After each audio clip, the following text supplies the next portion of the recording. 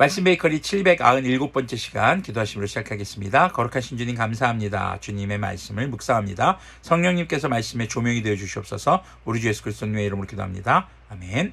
네, 오늘 보실 말씀은 사도행전 16장 16절에서 40절 말씀입니다. 어느 날 우리가 기도하는 곳으로 가다가 귀신 들려 점을 치는 여종 한 사람을 만났는데 그는 점을 쳐서 주인들에게 큰 돈벌이를 해주는 여자였다. 주인이 한 사람이 아닙니다. 여러 사람입니다. 이 여자가 바울과 우리를 따라오면서 큰 소리로 이 사람들은 지극히 높으신 하나님의 종들인데 여러분에게 구원의 길을 전하고 있다 하고 외쳤다. 그 여자가 여러 날을 두고 이렇게 함으로 이 바울이 귀찮게 여기고 돌아서서 그 귀신에게 내가 예수 그리스도님의 이름으로 내게 명하니 이 여자에게서 나오라 하고 말하니 바로 그 순간에 귀신이 나왔다. 이 귀신 들려 점을 치는 여종, 이 여인이 바울과 실라 그리고 디모데 누가 함께 일행이겠죠. 그들이 기도하러 갈 때마다 이렇게 시끄럽게 했던 것으로 보여집니다.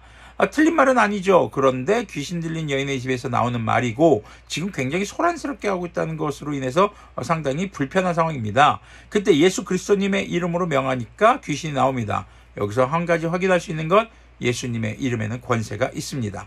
자, 19절 보니까 그 여자의 주인들은 자기들의 돈벌이 희망이 끊어진 것을 보고 바울과 실라를 붙잡아서 광장으로 관원들에게 끌고 갔다. 그리고 그들은 치안관들 앞에 세워놓고서 이 사람들은 유대 사람들인데 우리 도시를 소란하게 하고 있습니다. 이 사람들은 로마 시민은 우리로서는 자신들이 로마 시민인 것을 강조하면서 지금 얘기하고 있죠. 고소하는 겁니다. 받아들일 수도 없고 실천할 수도 없는 부당한 풍속을 선전하고 있습니다 하고 말하였다. 우리가 그들을 공격하는 데 합사하였다. 그러자 치안관들은 바울과 실라의 옷을 찢어버리고 그들을 매로 치라고 명령하였다. 판결도 안 하고요. 그래서 이 명령을 받은 부하들이 그들에게 매질을 많이 한 뒤에 감옥을 가두고 간수에게 그들을 단단히 지키라고 명령하였다. 간수는 이런 명령을 받고 그들을 깊은 감방에 가두고서 그들의 발에 착고를 단단히 채웠다. 자, 지금 여기서 의문이 드는 것은요. 바울도 로마 시민입니다. 그런데 왜 자신이 로마 시민인 것을 주장하지 않을까라는 생각도 들기도 합니다. 25절 보니까 한밤쯤 되어서 바울과 실라가 기도하면서 하나님을 찬양하는 노래를 부르고 있는데 죄수들이 듣고 있었다. 고난 가운데 바울과 실라, 바울 일행이 선택한 것은 무엇이었습니까? 기도 그리고 찬양이었습니다. 죄수도 듣습니다. 아마도 간수도 들었을 것으로 추측이 됩니다. 그때 갑자기 큰 지진이 일어나서 감옥의 터전이 흔들렸다. 그리고 곧 문이 모두 열리고 모든 죄수의 수감이며 착고가 풀렸다. 착고는 발까지 묶는 것이거든요. 지진 났다고 이런 게 풀릴까요? 아닙니다. 하나님께서 풀어주신 것이죠. 주님께서 풀어주신 역사를 일으키실 때 지진도 일으키신 것입니다. 왜 지진까지 일으키신 것일까? 모두가 알라고요. 특히 누구요? 간수요. 간수가 잠에서 깨어서 옥문들이 열린 것을 보고서 죄수들이 달아난 줄로 알고 검을 빼어서 자결하려고 하였다. 자, 문제를 만났을 때 그리스도인들, 바울 일행이 선택한 것은 기도와 찬양이었습니다. 그런데 그리스도인이 아닌 간수가 지금 뭘 선택하고 있습니까? 자살을요. 지금 뒤에 내용을 보시면 아시겠지만 간수는 가족들도 있었습니다. 그만큼 힘들고 어려운 상황이 될 수도 있었다라는 것을 예측할 수 있지만 자살 정말 쉽지 않은 것이죠. 자, 그때 바울이 큰 소리로 그대는 스스로 몸을 해치지 마시오. 우리가 모두 그대로 있소 하고 외쳤다. 간수는 등불을 달라고 해서 들고 뛰어들어가 무서워 떨면서 바울과 실라 앞에서 엎드렸다. 그리고 그들을 바깥으로 데리고 나가서 물었다. 두 분 사도님, 내가 어떻게 해야 구원을 얻을 수 있습니까? 여기서 질문. 갑자기 느닷없이 어떻게 해야 구원을 받을 수 있냐고요?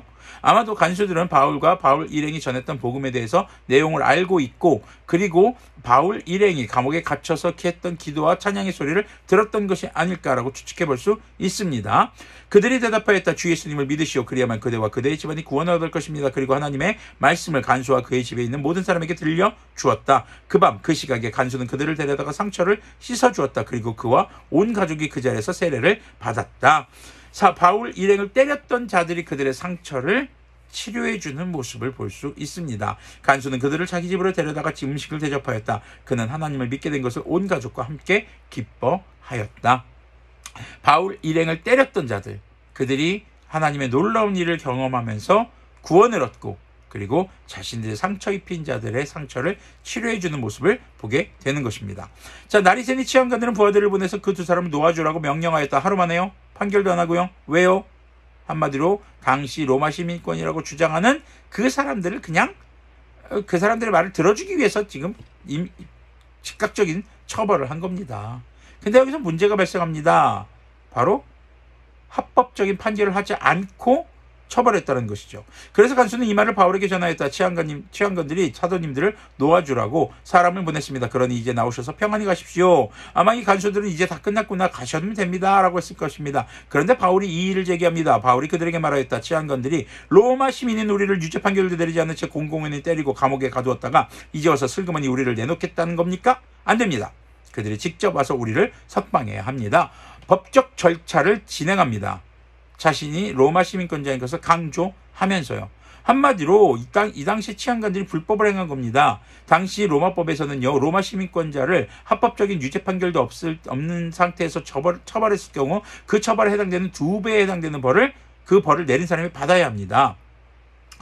자, 관리들이 이 말을 치안관들에게 전하니 그들은 바울과 실라가 로마 시민이라는 말을 듣고서 두려워하였다. 그래서 치안관들은 가서 그들을 위로하고 데리고 나가서 그 도시에서 떠나달라고 청하였다.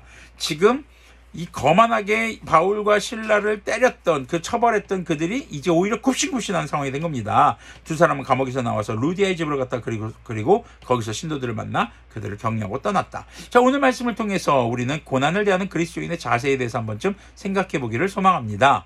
자, 고난이 올 수 있습니다. 여러분이 고난 가운데 있을 수 있습니다. 여러분들 앞으로 겪게 될 고난이 있을 수도 있습니다. 우선 고난을 겪을 때 그 고난에서 우리를 구원해 주실 분은 누구밖에 없습니까? 우리 주 예수님밖에 없습니다. 우리 주님밖에 없습니다. 그래서 우리는 기도해야 합니다. 그리고 우리의 삶의 모든 상황 속에서 주님의 뜻이 이루어지기를 바라며 무엇을 해야 합니까? 찬양해야 합니다.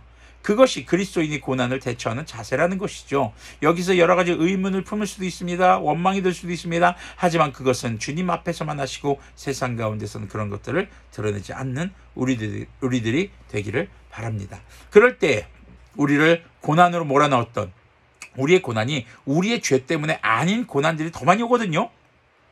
그들이 오히려 부끄러움을 당하게 될 것입니다. 우리를 고난으로 몰아넣었던 자들이 말이죠. 그리고 우리가 이런 합법적인 절차들을 통해서 오히려 복음을 전하는, 또 예수님을 믿는 우리들이 그들 앞에 좀 더 당당하게 설 수 있는 그런 계기들이 될 수도 있겠죠. 자, 그리스도인으로 살아가면서 겪게 되는 고난, 믿음의 행보 때문에 겪게 되는 고난들이 있을 수 있습니다.